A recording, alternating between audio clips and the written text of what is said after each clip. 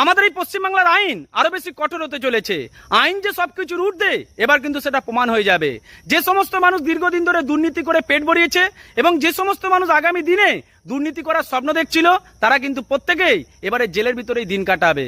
কারণ পশ্চিমবাংলার বুকে নতুন একটা বিল আসতে চলেছে আগামী সোমবার, যে বিলটার নাম হলো the West Bengal public safety and control anti social activities. আর এই বিলের মধ্যে যে অ্যান্টি সোশ্যাল কাজের কথা বলা হয়েছে, সেই কাজটার আলাদা একটা ব্যাখ্যা রয়েছে। যে কাজের দ্বারা সাধারণ মানুষের মনে আতঙ্ক তৈরি হবে, যে কাজের দ্বারা মানুষের নিরাপত্তা ক্ষুণ্ণ হবে, সেই সমস্ত কাজকে অ্যান্টি সোশ্যাল কাজ বলে গণ্য করা হবে।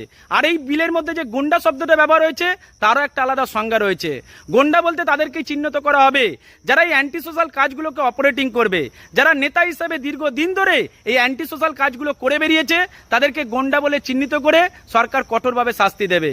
দেখুন, আমরা সনাতনীরা একজোটে বিজেপিকে ভোট দিয়েছি এই বিলগুলোকে বাস্তবে নিয়ে আসার জন্য। কারণ একটা মানুষ কষ্ট করে যে টাকা উপার্জন করেছে, এই পশ্চিমবঙ্গের বুকে 15টা বছর ধরে অ্যান্টি সোশ্যালরা সেগুলোকে গিলে খেয়েছে। তোলাবাজি, সিন্ডিকেট, জমি মাফিয়ার দ্বারা কত মানুষ আজকে সর্বশান্ত হয়ে গেছে। সেই মানুষগুলোর মুখে হাসি ফুটবে।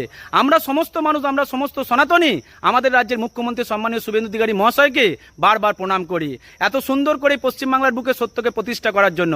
সকলে ভালো থাকবেন। জয় হিন্দ, ভারত মাতা কি জয়।